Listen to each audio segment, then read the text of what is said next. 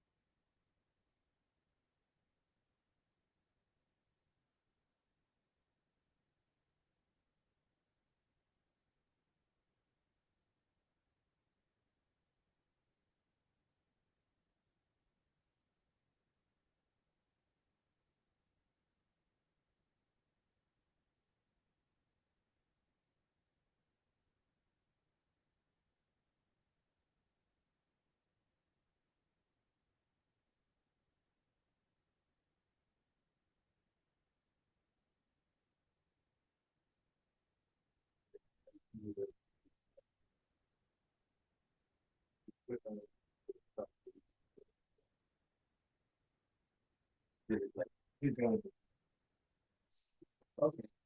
See if that works. Okay.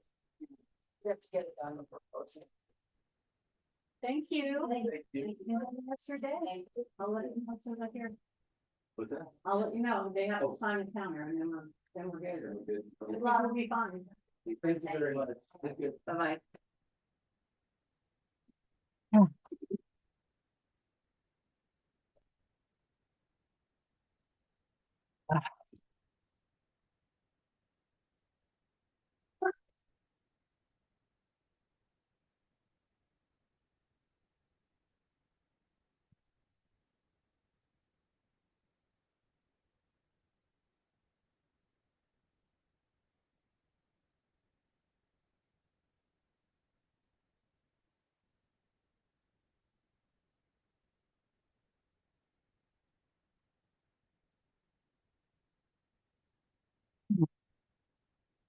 Hold in here.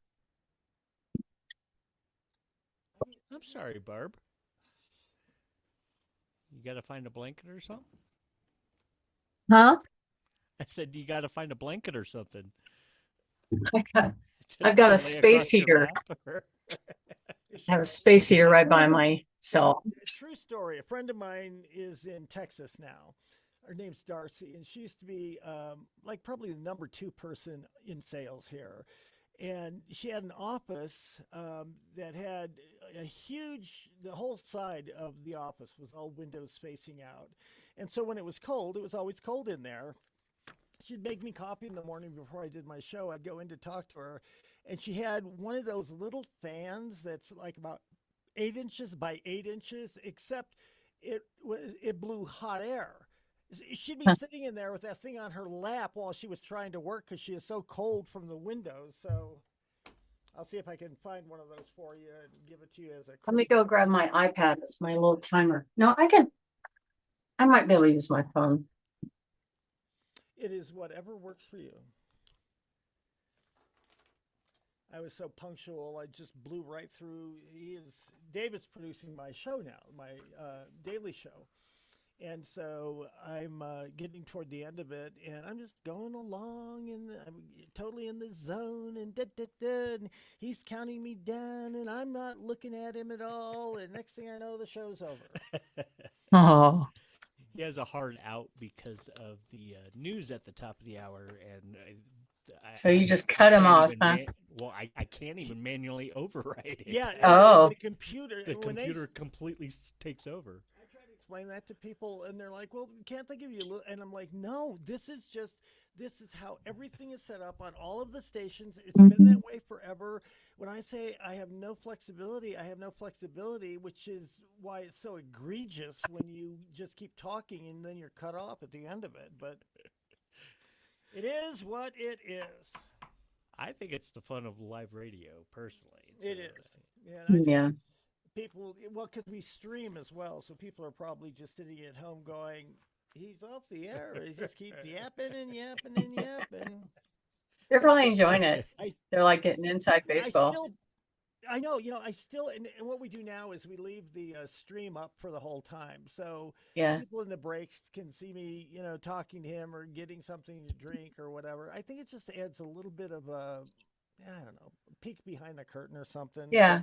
A little reality. people Yeah. love behind the scenes. I Because remember I don't being- think I don't think those reality shows are reality.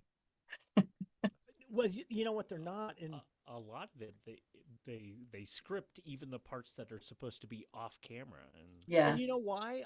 I saw something on TikTok because I've always suspected that, but it was a former producer who said, when the survival shows first came out, there was a big enough budget that they could fly everybody out there and take a month to shoot all this video and everything. That money is not there anymore. And so they're on a tight budget, and in order to get out there and to shoot it, and especially the celebrities and stuff, they don't want to spend a month out there. They want to spend 3 or 4 days out there. So everything is scripted now to make it look like it's real. And it's just all because, and so it made so much more sense when I understood that. Yeah, I don't.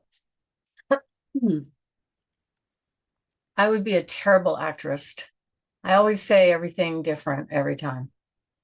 But I think that what you do, and I think that's what makes the show kind of good. To be honest with you, I mean, Yeah. there have been times when you had to tell the same story, and it's 6 months down the road, and you But tell she doesn't word it exactly the exactly same. it's the Yeah, same so story, but it's not. Just it sounds like it's new because you're telling it in a different way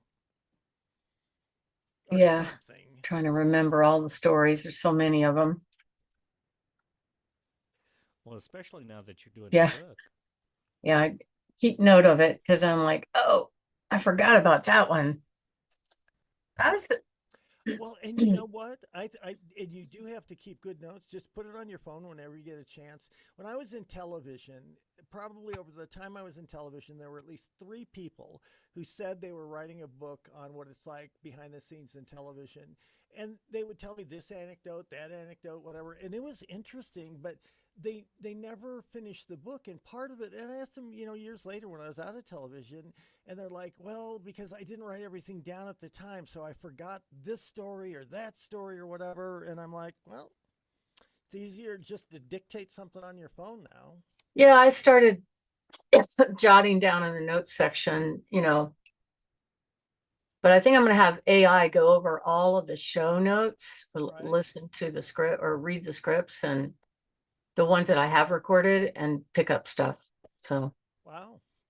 things I Well, might have forgotten. Richard's having AI produce his whole record, so It is so Uh-huh. just real quickly because I don't want to take up too much time, but I think you know that I used to be in a band, and we thought Oh, we thought we were pretty good, and we spent probably about 4 or 5 years, and we didn't play in bars or anything. All we did is we wrote songs and worked on recording really good songs because that's how you get a recording contract. yeah. And I think we did some good stuff, and I was proud of it. And then over the years, we still work on things, or at least we used to before Trump. We would send a vocal file here, and then send a guitar part back here, and we'd kind of glue it together long distance.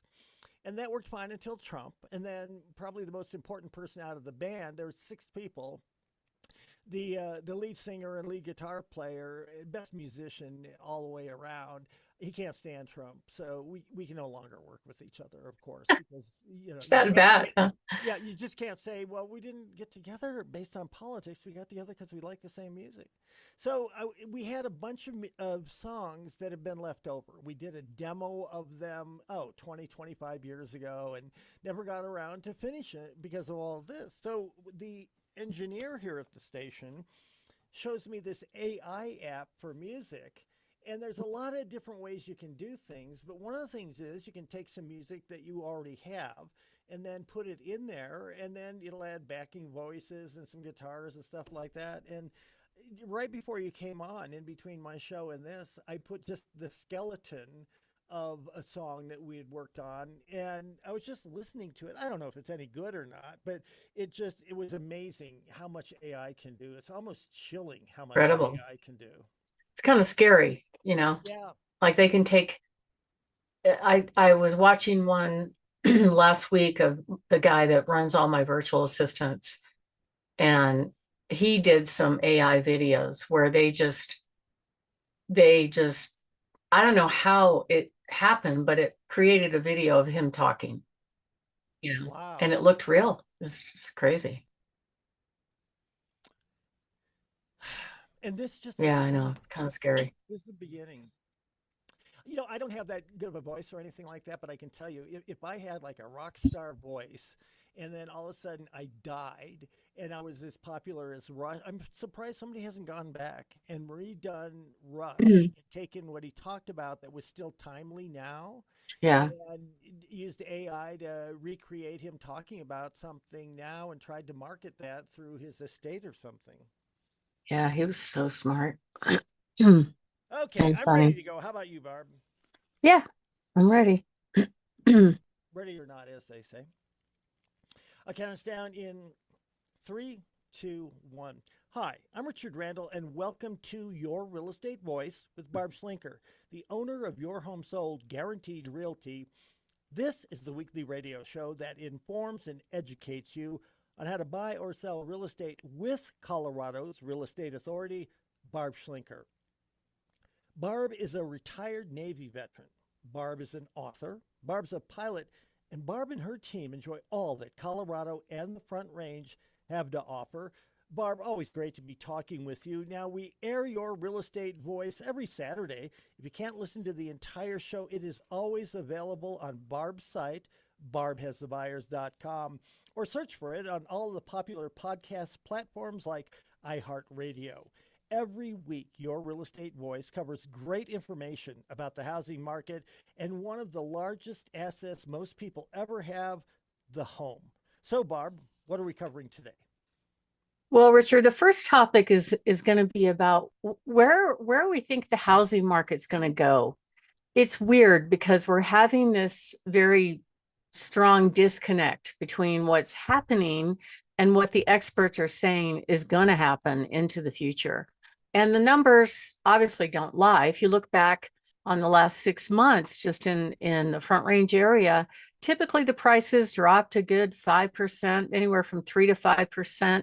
And the average days on market, which is defined as from the day a house goes on the market to the day that it goes under contract, has gone up over 120 days. So longer days on market, prices dropping.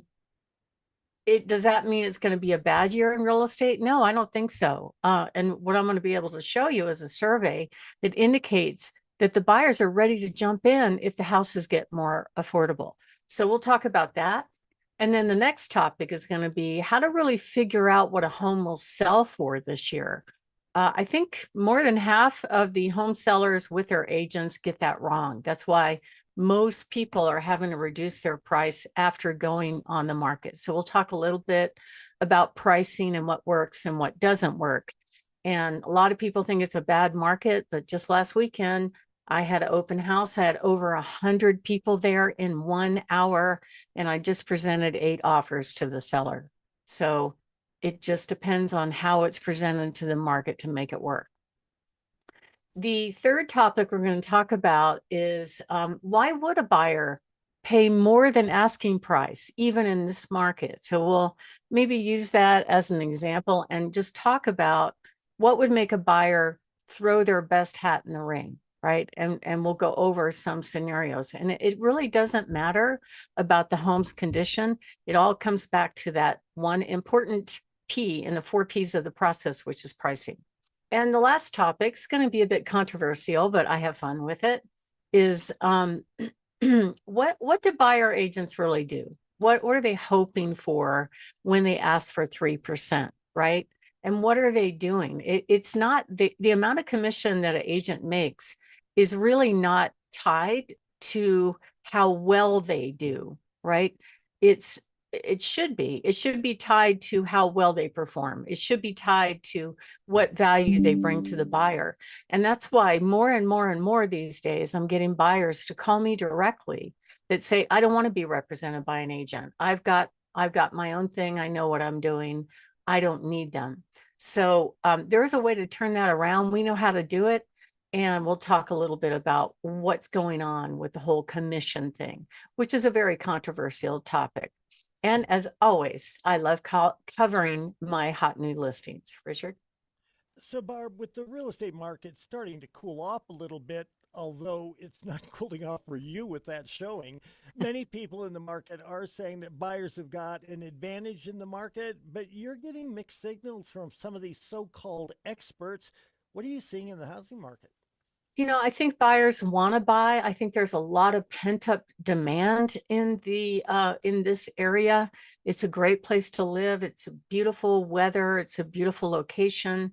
And there's a ton of buyers that are actually sitting on the sidelines, just waiting to strike until that right home is there. Just last weekend, the seller chose to price a home to sell it fast. It wasn't underpriced in my view.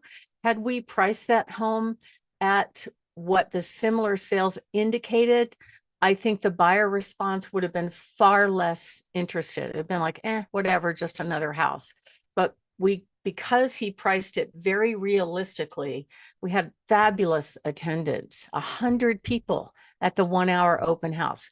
And yes, we had agents snarking at me. I had one agent order me to call the seller and let her in when she wanted to come in. And I said, nope, not doing that. This is the only permission I have, and that's what I'm going with. We ended up with 8 offers on that house. And of course, it's sold for over asking price. If you create demand, the buyers will respond. Now, the other thing that's happening that a lot of people think that buyers are just hanging out waiting for the interest rates to drop down to 3%. That's just not going to happen. Okay.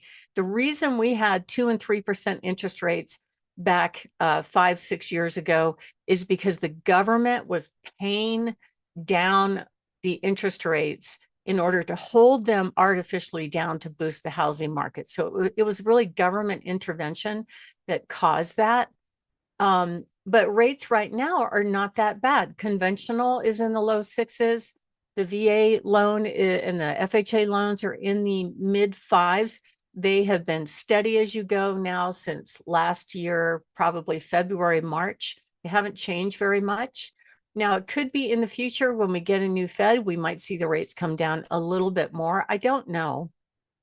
But you know what? The buyers have gotten used to it. Back in 2022, they were also excited about getting a 3% mortgage rate, which was fabulous. It meant that they could buy a home, and it was cheaper to buy a home than it was to rent.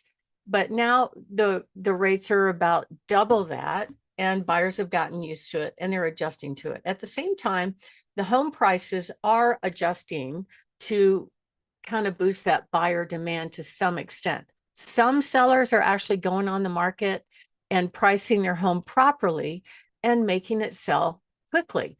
But when you see days on market increasing like they are now, up to over 125 to 140 average days on market from the time it goes on the market to the time it accepts a contract. And keep in mind, that is just for the homes that get contracts. Right now, about 1 out of 3 homes are selling. That means most of them are not selling for different reasons. Price, whatever. Usually it's price. So rates are steady as you go. But they recently did a survey with buyers, just a small survey from one of the data sources that I look into. And, they asked those buyers, are they planning to buy a home or an investment property in 2026? Less than half said no. Only 5% said that they would buy a house if the mortgage rates drop. So that's not the issue. It is about affordability. And 37% said that they would buy a house if the prices dropped enough where they could afford it, where it would make sense. Now, we've got some issues with our market. Colorado actually has the unfortunate ranking of being number 2 in the country for foreclosures. And it saddens me that it's mostly vets. The reason for that is a lot of these buyers, typically, if they're veterans, and we have a lot of veteran in the Colorado Springs areas, there's 5 military bases. There's also plenty in Denver. If they came in and bought a house anytime, I'd say from 2019 through the middle of 2022, they probably were facing competition, had to pay over asking price to get the home. And if they used their VA benefits, they bought those homes, no money down. So they have no equity. That's a problem. Okay. Because the prices have corrected down since the mortgage rates went up. So from mid 2022 until now, we've seen a pretty good correction in prices. So it wasn't just that they paid 100% on financing. Most of these folks were active duty veterans, and they use what they call their VA funding fee. So it gets added to their loan balance. Typically, it's 2 to 3% of the loan amount. So they walked in the door without equity, even during the boom.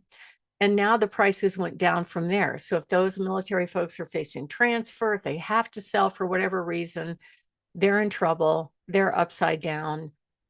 They owe more than the home is worth. I just put one on the market. It's a VA repo that sold for $465 back in 2022. and we have it on the market for 365. That's a huge delta, 100,000 that people can't necessarily overcome. And a lot of folks are not educated about what to do in that scenario. What happens is they don't know what to do. They don't know what to do if they can't make a payment.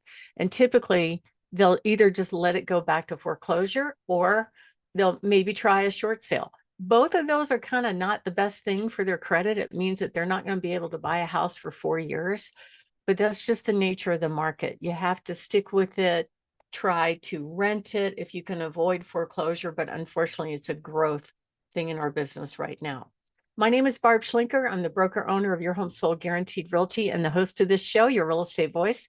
And we're talking about where we think home prices are going to go in 2026. When we come back, we're going to talk about how you should plan and prepare if you need to make your next move this year. If you are thinking of making a move, we help folks all the time, buyers or sellers. Give us a call at 719-301-3900 or go to barbhasthebuyers.com. Richard? So, Barb, we're discussing where home prices are expected to go in 2026, but what are the predictions and how should our listeners prepare for them?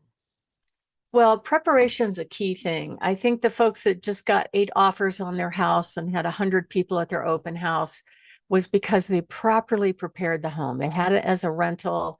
It was pretty roughed up. You know, a bunch of kids lived in there. The carpet was thrashed. The stucco needed touch up. They did everything, and the house looked pristine.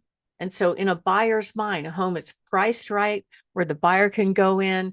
It's move-in ready enough. It didn't have granite counters. It didn't have stainless steel appliances. It wasn't Corinthian leather, but it was a nice home in a good location, in good condition, easy to move in. That is great preparation. And even if you're on the market right now and you're having trouble getting it sold, it may not be a pricing issue. It could be a preparation issue. I get calls all the time from sellers going, my house isn't selling. I took it off the market, or what do I do? And sometimes it's just a little simple fix. I have one house that the seller was smoking in the garage, not in the house, but people could smell it, especially if it went vacant and it's closed up all the time.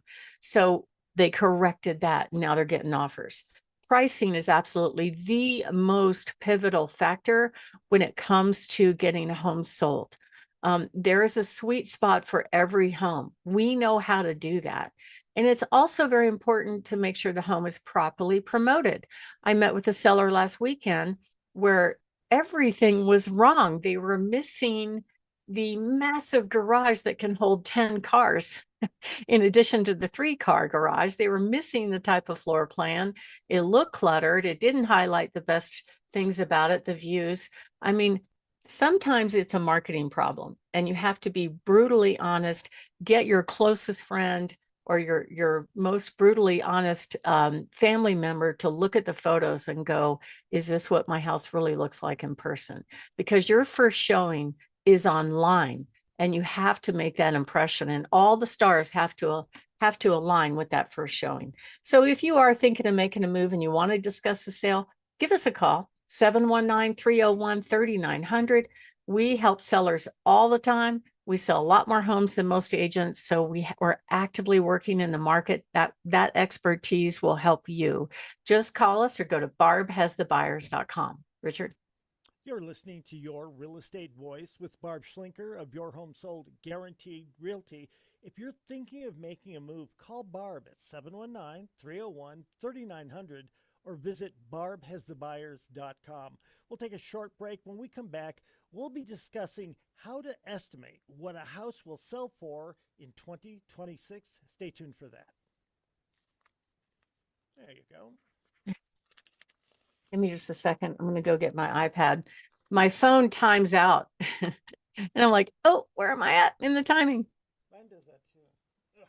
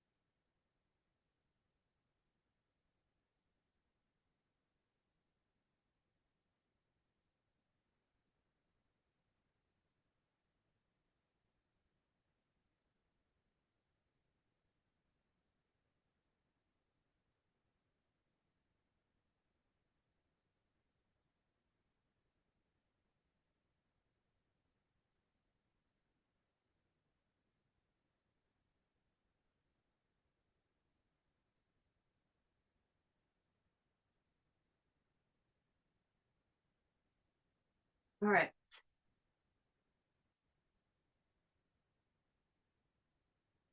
Sorry for delay. Still didn't get my iPad. Shoot.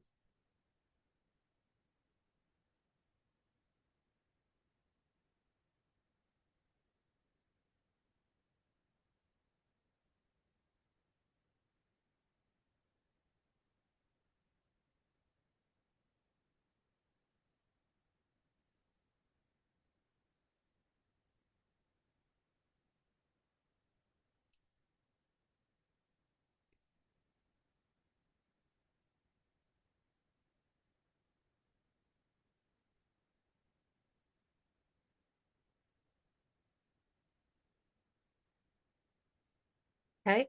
All right, here we go.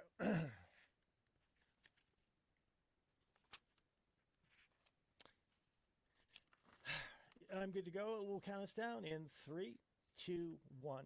Welcome back to Your Real Estate Voice with Barb Schlinker, the weekly radio show that informs and educates you on how to buy or sell real estate with Barb Schlinker, the owner broker of Your Home Sold, Guaranteed Realty, and the host of the program. Now, Barb, many people selling a home have some very different ideas of the value of that home. Some believe that they should price it at the very top of the price range. Others want a quick sale, and others have no idea at all. So, Barb, how does a home seller price their home to negotiate the very best price? Well, Richard, it really is a decision from the seller from the start. Most of the home sellers that I meet with will say, I'll ask them, when do you want to sell? What is your strategy? What's your vision of how you want this to happen? And some people have never sold a home before, others have. But I would say a majority of them want the most money. And that's great. We want to get you the most money, but how they go about doing that is not necessarily what you think. A lot of people think, well, should I price it high for negotiating room? And actually, that's can be a big mistake. It depends on the price range in general. As you get into the lower price ranges, some of those buyers, it's not in their budget, right, to go up in price and build out negotiating rooms. So they sometimes will not even go see the house if it's not in their budget. And buyers, in my view, are very savvy about market value. I have to tell you a story. I've put a couple of homes on the market where I know they were priced well below similar sales. Now, we did that for condition issues. The homes, one of them had structural problems. So it was priced $100,000 below similar sales. Now, I don't know if all the buyers knew it, but they probably knew more than the agents. They might have made some assumptions because it was a foreclosure. Oh, just because it's a foreclosure, it's a discount. Not necessarily. Generally, the distressed properties are priced what I call very realistically versus optimistically. However, this home was substantially different than other similar properties because it has structural problems. I had another one that had condition issues. I've had other properties that back to busy street. So there's a different price for homes that have those issues. And so you have to take in all of the factors and really look at it objectively when you decide where, and it is the seller's decision, by the way, to decide what the asking price is, and I'll joke with them and say, yeah, I'd love to get you $5 million for your house. That would be fun. However, the market is the market, and the buyers are going to choose the best buy that works for them. So you have to look at all the factors: location, what's going on with the market. That is a factor when you're selling homes. If the prices are kind of softening, correcting like they are in the market right now, you can't be overpriced and build in negotiating room money, because they won't come. They won't show up and look at the home because they assume that you're not going to negotiate with them. Age of the home sometimes is a factor, not always. Some older homes have been remodeled. They looked they look fresh and new. Condition absolutely is a factor. Any improvements that you've done to a limit. So it's interesting that some people think some improvements will get them more money. Probably the most, the one that I get into disputes with most often is the solar system. Now, I don't know what you think about this, Richard, but solar is kind of a cool idea. I like the idea of having a low or almost no electric bill over the course of owning the home. But the cost of the solar system generally is $25,000 to $50,000. And then at the end of that 25-year period, when you've gotten to offset that cost, guess what? There's new technology. You might have to replace all the panels and spend all the money again. So in some cases it works, some cases it doesn't. My husband and I and my son own a rental property out in 29 Palms. In that location, high desert, the average electric bill is $800 or $900 a month. So that makes sense. Okay. But maybe not in an area like this where, yeah, you don't really, generally the electric bills are pretty stable. So people think that when they put a solar system on their house, the buyers are going to pay more money for it. The buyers won't. They will say, okay, that's nice to have, but they don't pay more money for it. And yet the seller has to pay off the cost of the solar system if they've gotten a loan on it. So some improvements may not add value. Some are just, again, the buyer looks at it as nice to have, like a tankless water heater that might be under warranty for 10 years. Those kind of things don't really excite buyers. Typically, the ones that they might pay more money for are remodel cosmetic type updates, but there's a limit to that too. If you put in Corinthian leather and granite counters on a house that's worth $300,000, the buyers are going to go, that's nice, I'll buy it, but I'm not going to pay more because you have granite. So it really depends, right? And then a lot of people think that their home is worth what Zillow says it's worth on Zestimates. And I just did some research on this. I was really kind of surprised to read that Zillow gives a Zestimate not based on sales of homes, which is where the rubber meets the road, what buyers actually paid for homes.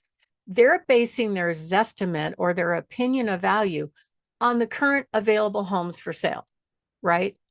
So if most homes are not selling, or at least 2/3 of them are not selling, how could that be accurate, right? So you have to work with somebody that really knows how to help you do it right. And the market's going to figure it out right away. We have a home that we put on the market up in Florissant recently. It's on 4 acres. It's a pretty property. It's got a lot of cosmetic issues. The plumbing doesn't work, but it was priced very realistically. So we ended up getting 4 offers, and it's going to close this month for well over asking price. That's because the buyer saw the value, right? And actually a lower price commands higher dollar amount in my view. You also can't always rely on what the neighbor's home sold for. What makes the neighbor's home more valuable than yours? Was it identical? How recently was the sale? An appraiser can only go back 1 year, but that doesn't mean in the current market conditions that the buyers are willing to pay that much right now. Square footage generally is what they call the gold standard for value. Generally, appraisers look for similar size and similar floor plan, plus or minus 20%. And they will take into account things like condition. Like I have a lot of appraisers ask me when we meet them to help the appraiser support the price that our contract has.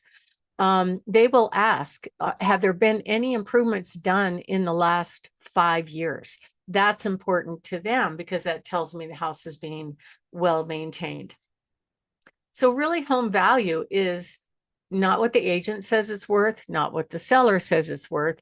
It's what the market is willing to pay in general.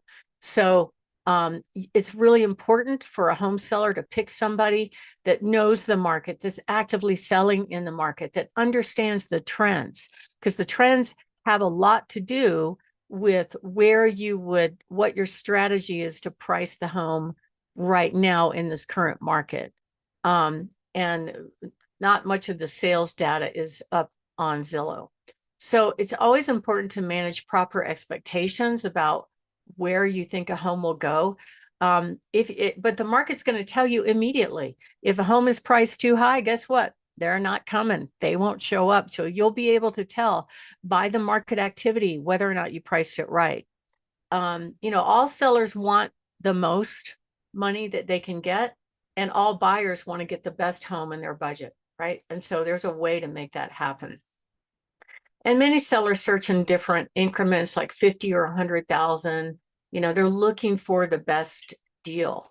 So in general, it depends on the situation. I just presented 8 offers to the seller. So obviously none of those buyers are going to get one of the buyers is going to get the house, which is the objective, but the other 7 buyers probably are not going to get a really good deal, because if they really wanted the house, they would have made their best offer.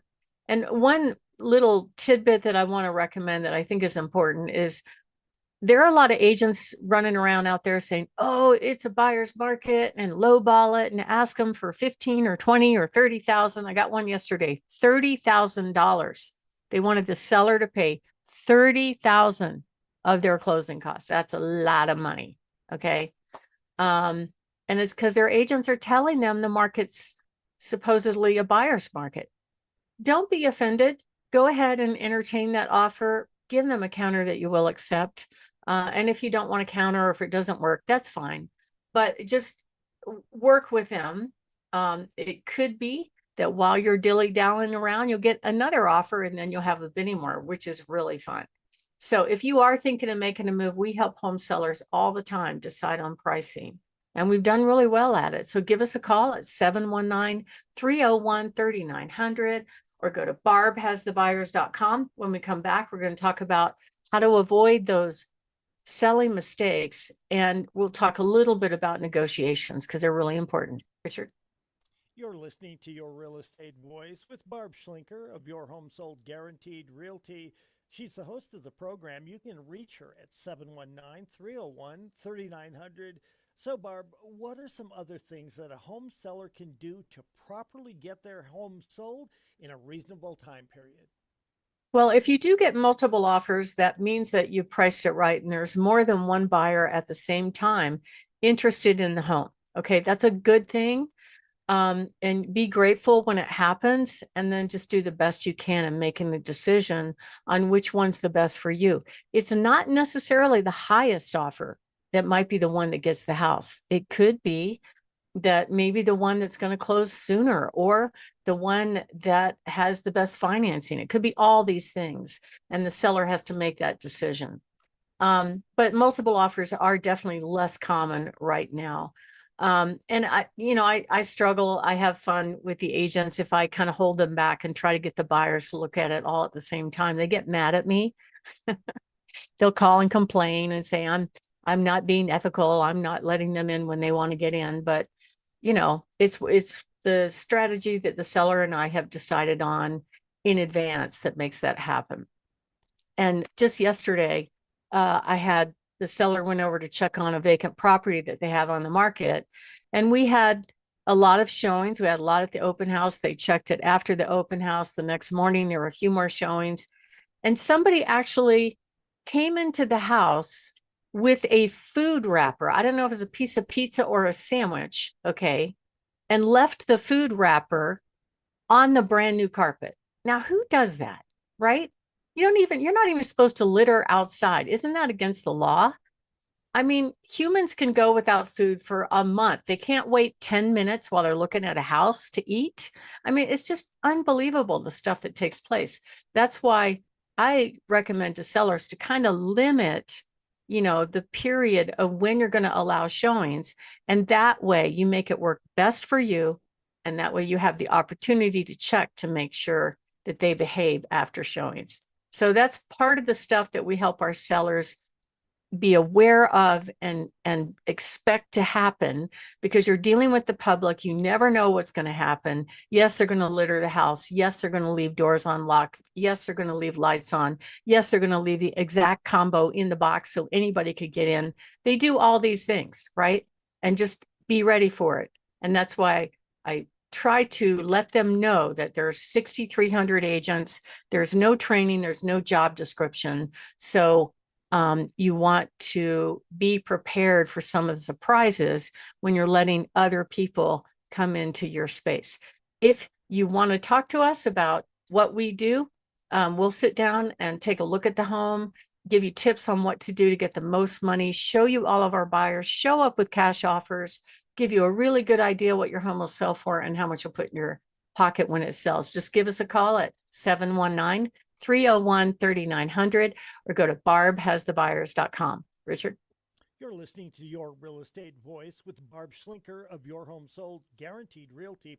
If you're thinking of making a move, call Barb at 719-301-3900 or visit barbhasthebuyers.com. When we come back, we'll be discussing why would a buyer pay more than the asking price in this market. Barb's got that answer. Stay tuned. You do have the answer, right? I mean, Yeah, all right, of course. I'll be right back.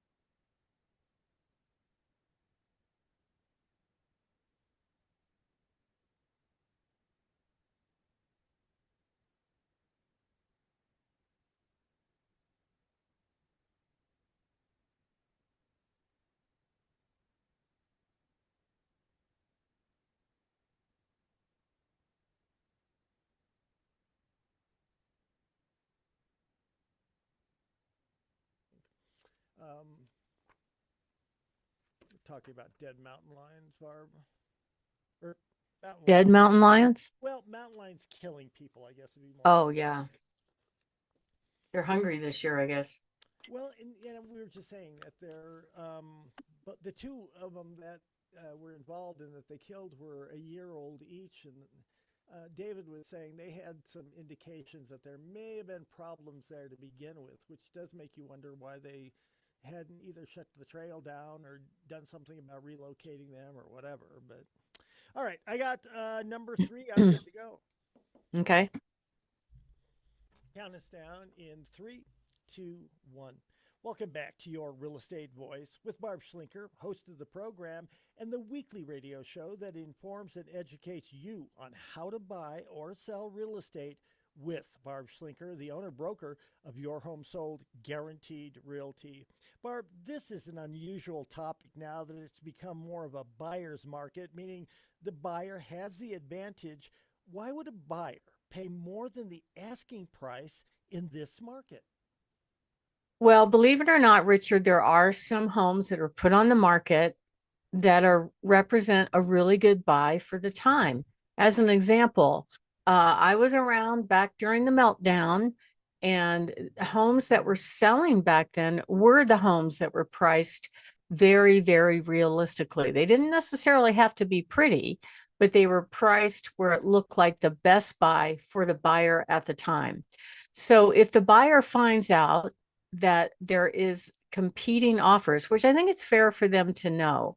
I just had this deal last weekend where I had lots and lots of people look at the home. Well over 100 looked at the home.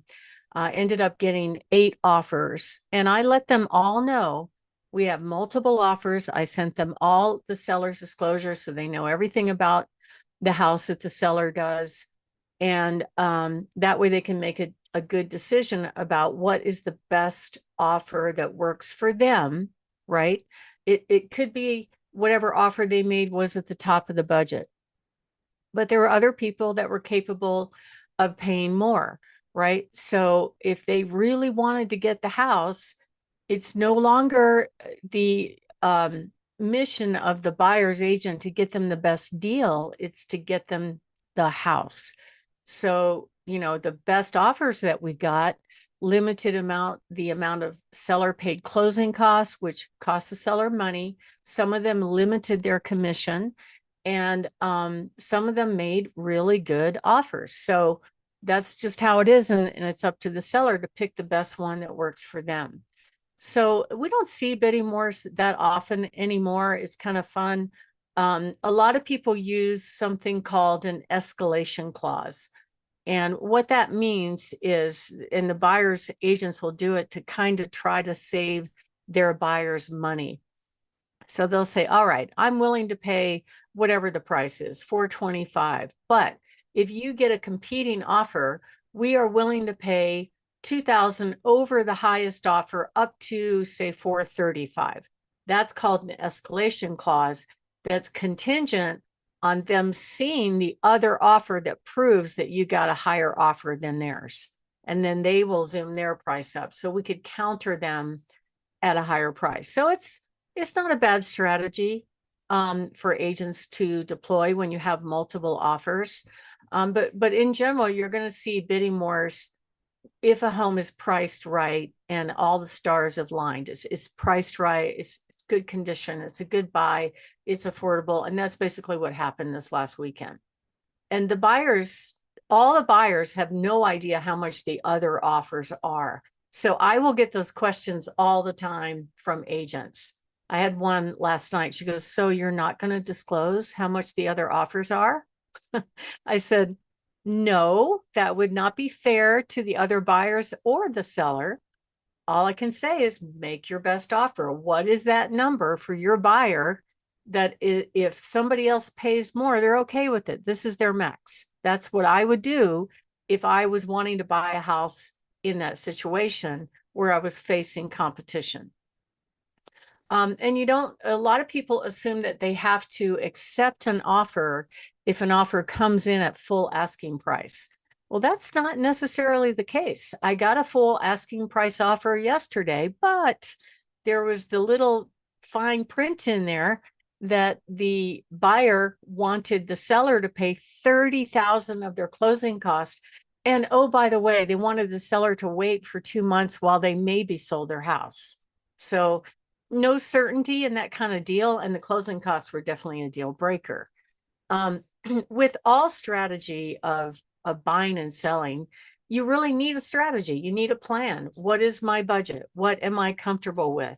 Working with the buyer right now that really, there are certain homes in the same price range that have more than double the property taxes than older houses. So he's going to pass on that because he's trying to keep in his budget. But pricing is a critical one. And the agent can either pass or fail when they position their buyer for success. And I think the more information, the better, right? I have some agents that will just shove me an offer and not call. I just get it on email. I'm like, oh, okay. Well, I guess I have an offer to present, and they don't tell me anything about the buyer.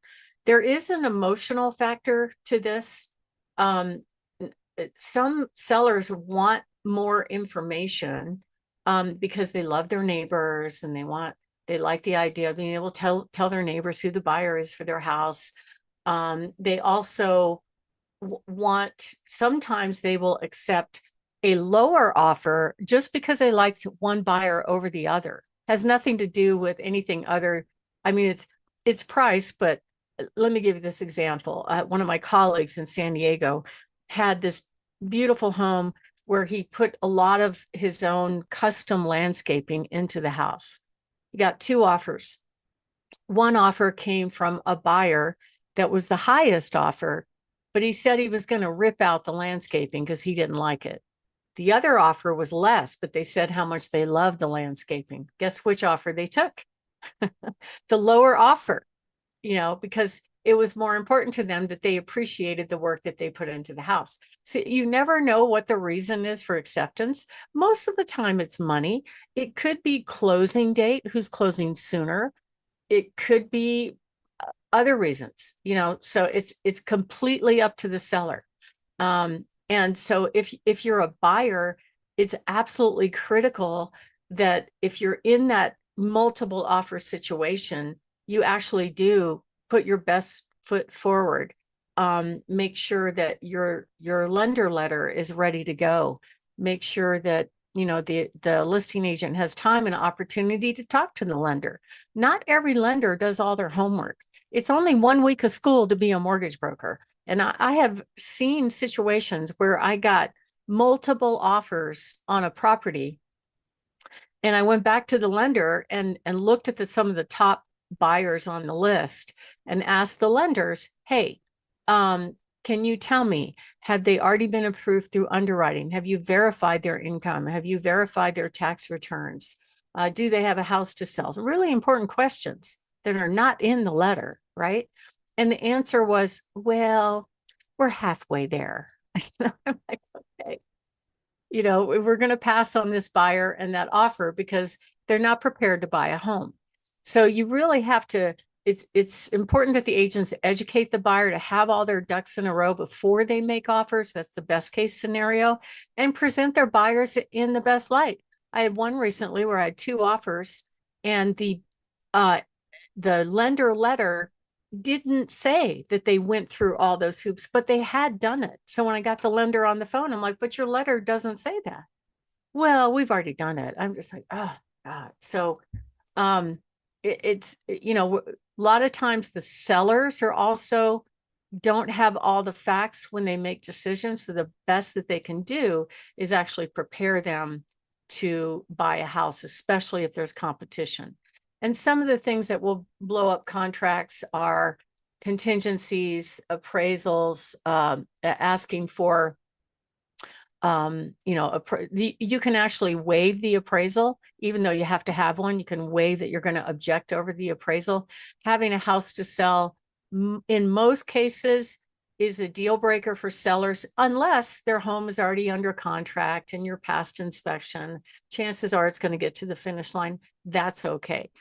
Some of the other things that kind of bother me in a bidding war is when the agents throw in these big, long, in blue font paragraphs where if this, then that, and it, I don't know who writes those. We're not lawyers, but I've seen stuff in there, Richard, where it says the seller has to disclose the future value of the property or the buyer's future use. How would you feel about that? I would not go for that. And I'd have to say, Barb, I have so much respect for you and your experience and your negotiating skills that I would trust you absolutely on that, because I don't think that's something that would fly. Yeah, I finally asked one of the agents who does a lot of sales. She's a pretty good agent. I said, "Who wrote this?" And she goes, "An attorney wrote it." And I'm like, that makes sense. Keeps them in the courtroom. They make more money. So, but anyway, most agents don't really read the contracts and pay attention to it. A lot of times they're grabbing these little clauses and they stick it in their file and they go, "Oh, that's cool. I'll use that." And they don't even think about what's in there. Some of it is redundant to what's already in the contract.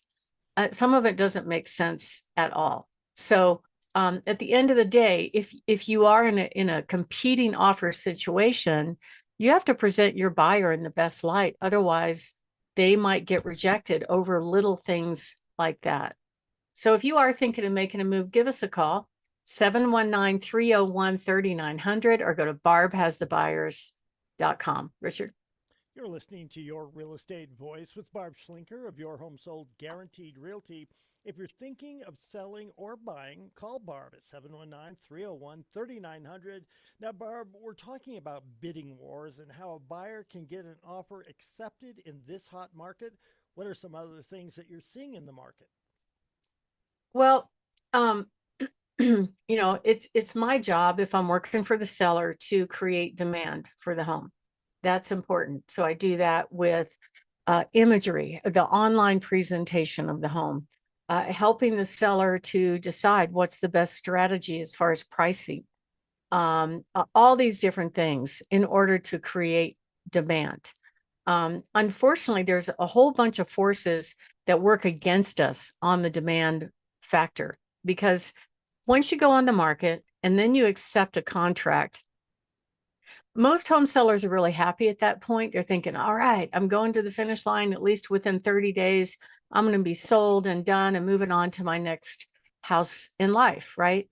However, there are a lot of contracts could fail. Most of the reason they fail is because of either inspection or loan approval, which is shocking to me. It's like, wait a minute, you went under contract and you couldn't get a loan. Why are you going under contract if you haven't really completed that part of the process? So they've already, at the time they get an offer, they're happy as clams and yay, we got it done. But then the fun begins. The buyer does the inspection and they ask for stuff, and then maybe the appraisal comes along, or all these things could happen, right? And the rules with the listing services are that we have to tell all the agents the home is under contract. Well, if we change the status in the system and that goes out to all the tech company websites, the other buyers also think that it's not available. So they quit being interested in that home. So that's demand destruction, right? But what if the deal blows up down the road? What if it falls apart over inspection? That does happen more often than I like it to happen. And now we've got a problem. So I keep marketing. I find a way around some of those rules. I'm sure I'll get in trouble for it, but it's my job to create demand. I had one house about a year ago, beautiful home in a great location, multiple offers. She took who she thought was the best buyer, which was allegedly cash. And then as time went on, probably 2-3 weeks in, well, maybe I'll get a home equity line of credit, or, oh no, I got to pull out of retirement to do this. And then she just canceled the contract. There were 7 other buyers that wanted that house. That home never went back on the market. We went back to the 7 buyers, and the next highest buyer, boom, got the house and closed right away. So it worked out really well. But that doesn't always happen. A lot of times you have to go back on the market. And guess what the number one question is if you go back on the market? The agents come back and go, what's wrong with the house? It's not the house, it was the buyer, right? So I don't like that part of the industry. It's kind of an industry norm and standard that actually hurts my clients. So you really want to hire somebody that has the expertise and experience to help you get to the finish line all the way. And we do this all the time. So give us a call at 719-301-3900 or go to barbhasthebuyers.com. Richard? Listen, you want an agent who has the knowledge and experience to help you with solutions to your home sale problems. Regardless of your situation or budget, Barb's team can get you that help. Barb and her team have a help program where they can pay for improvements to make reasonable updates that can make the difference between sold for top dollar and not sold at all. To find out more, give her a call, 719-301-3900. When we come back, we'll be discussing what buyers agents actually do, plus Barb's hot new listings. Don't miss that. There you go. Mhm. I'm going to step out for a quick second.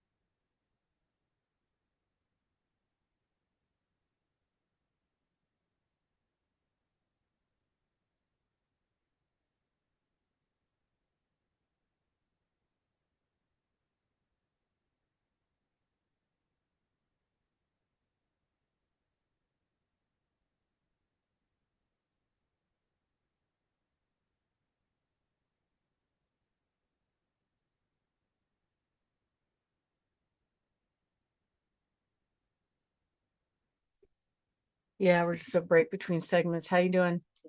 Okay. Oh, thank you. I wonder where the other key went. We had two. For things. They were nice enough to fill it up. Oh, did they? That's Even though- great. Even though I gave it to them with less than 3/4 full. Oh, that was nice. Yeah. I didn't get the little van back that way, but They said that they're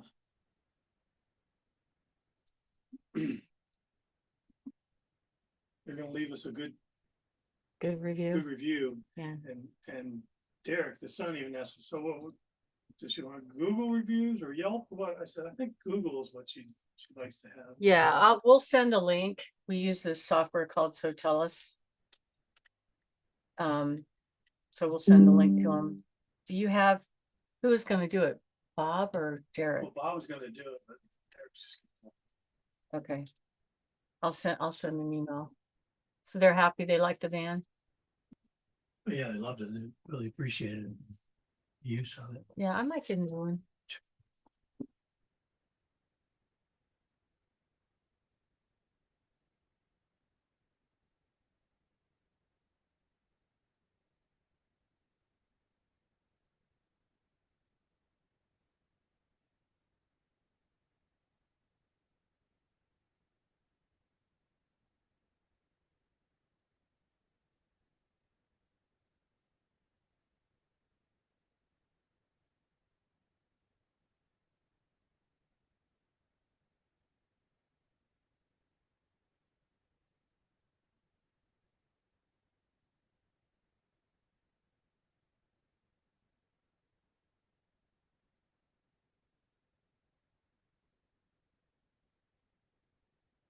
something else.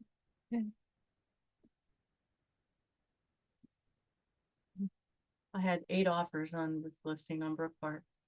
Really, like, the gal called me back and wanna call him up at the Yeah. and said she was gonna be bringing an offer.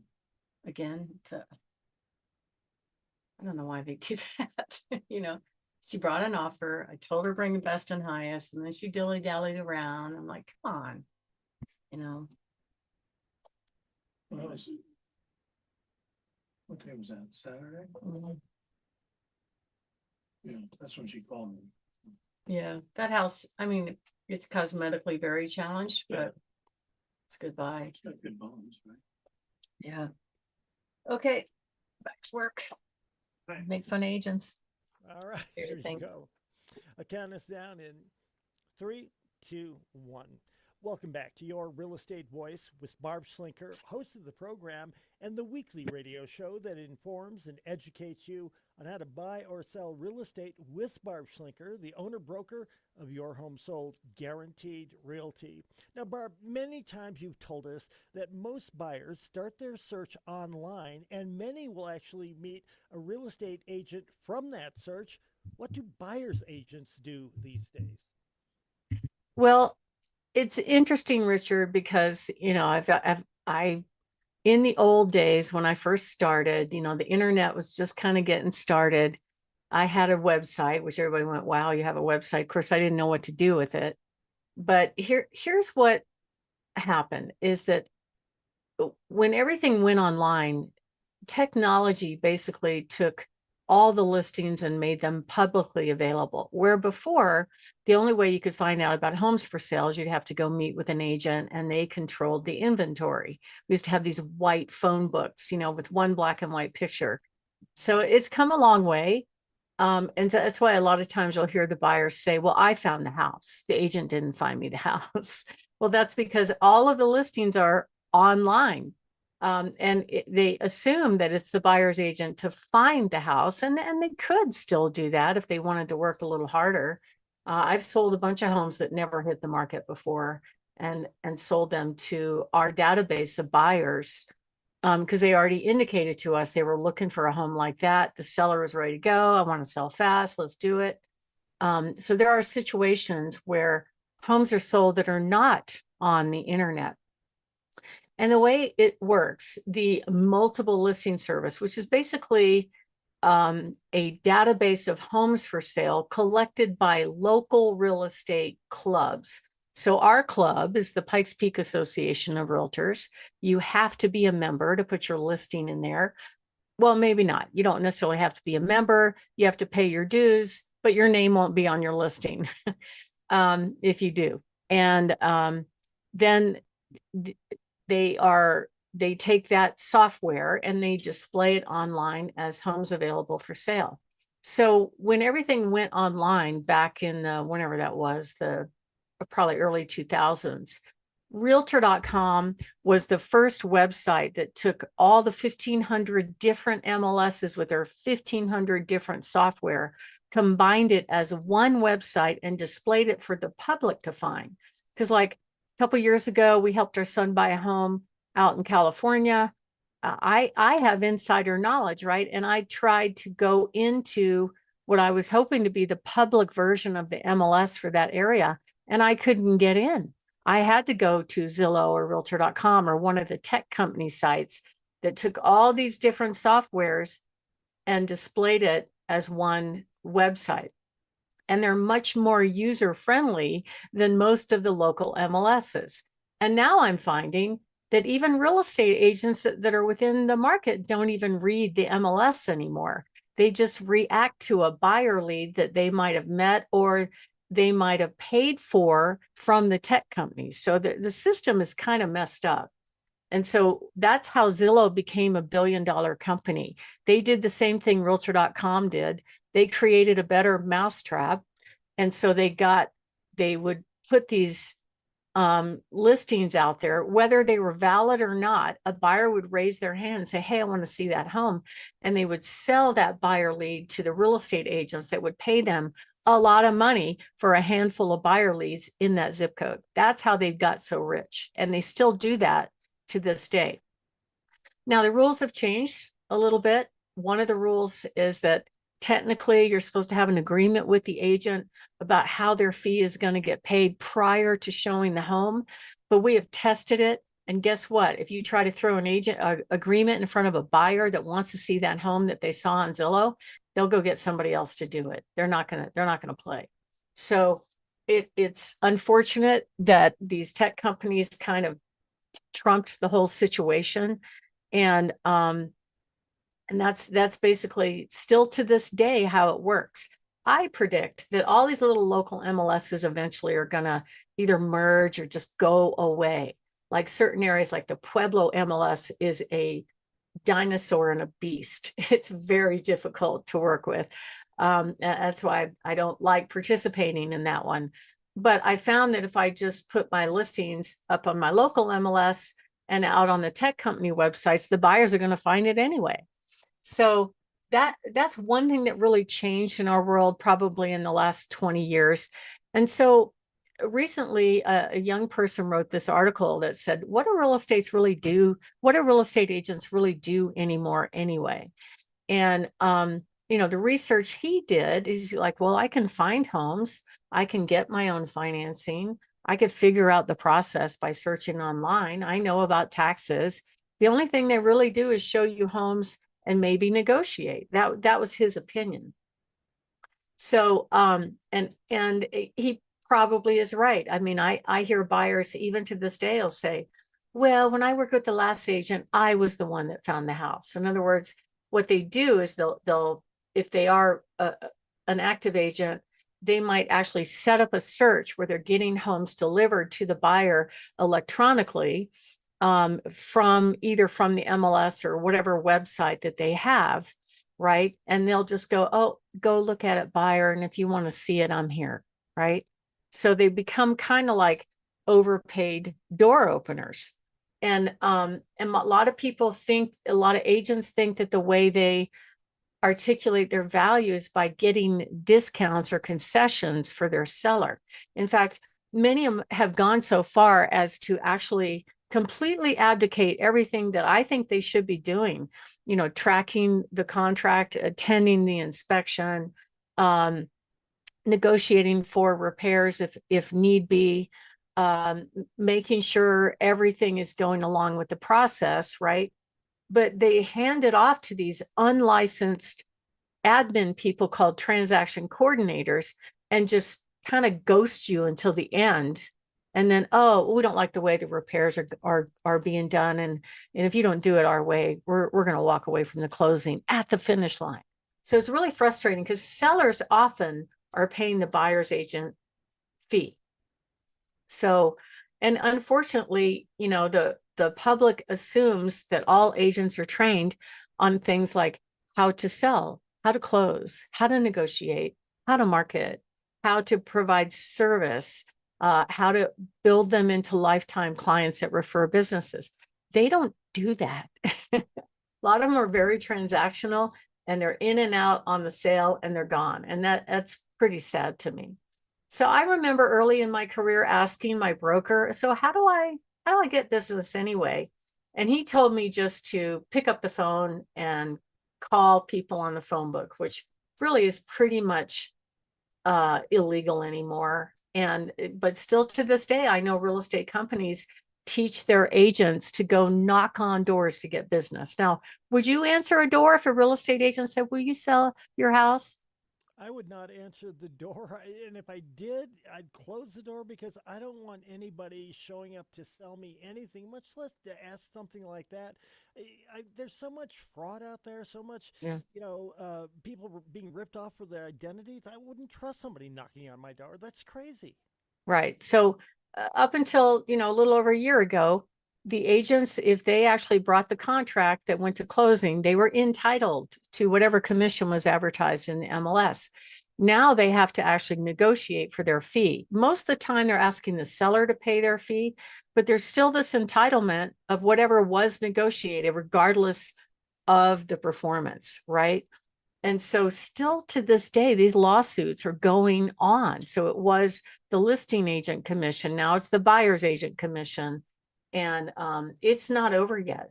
and it'll be interesting to see what happens. So many times home sellers get very frustrated at the activity that happens when they go on the market. You know, this is very, very common stuff. And so I have to field these complaints from sellers.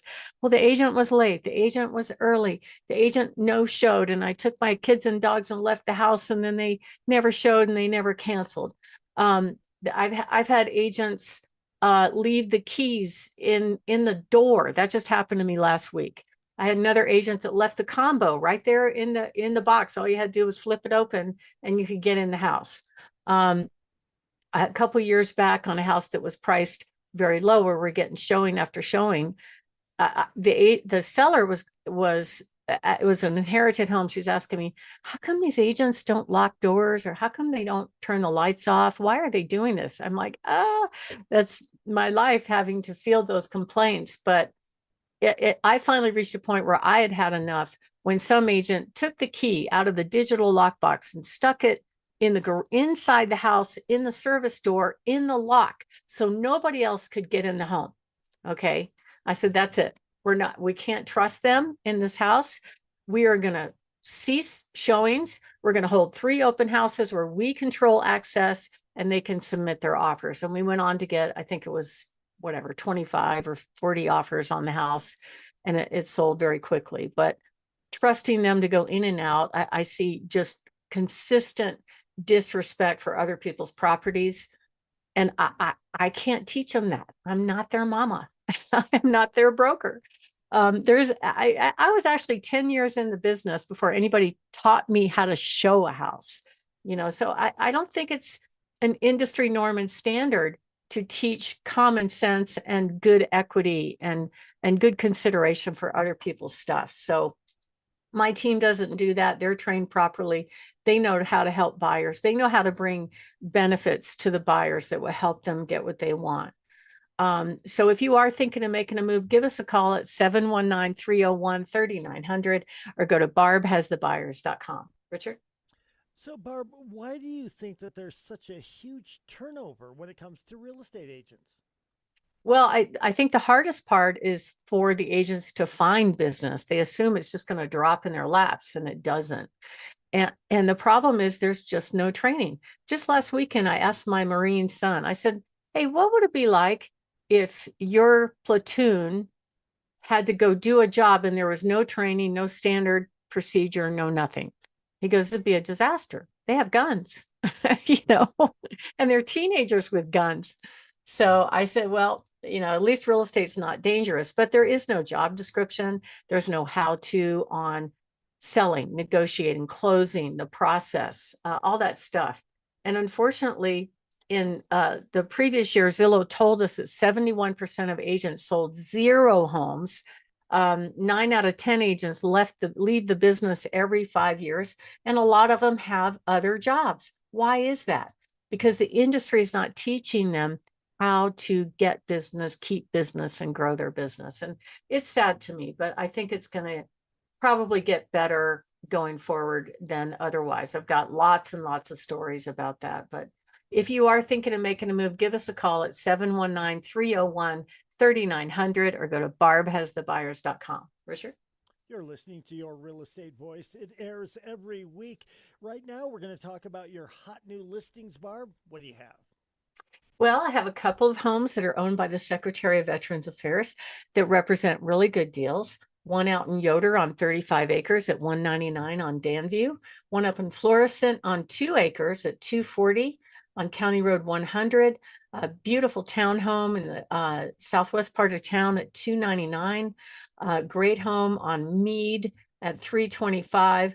Another home owned by the VA on Bramble at $365. Gorgeous home in Stetson Hills, Ridgeview, $365. Beautiful home near UCCS on Troy Court at $434. New to the market this week, stunning home that backs to open space on Stable Court at $539.9 in Briargate. A spectacular home on 1 acre on Ross Drive at $759. And we've got many others, one on Stevens Drive in Florissant in the, excuse me, in the Low Forest. And also Capitol Peak Way out in Peyton, Broadmoor Bluffs that backs to NORAD, and a couple of fantastic lots. So you can find out about all of our properties if you go to barbhasthebuyers.com and click on featured homes, I think is the name of the button, or give us a call at 719-301-3900. Richard?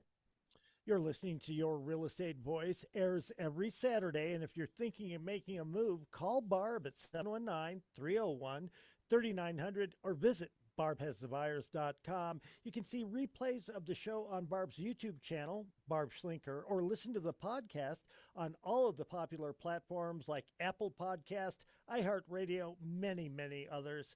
Thanks for listening this week. Again, reach out to Barb at 719-301-3900. Barb, you have a great week. Talk to you soon. Thank you. Talk to you soon. Don't get the flu, Barb. I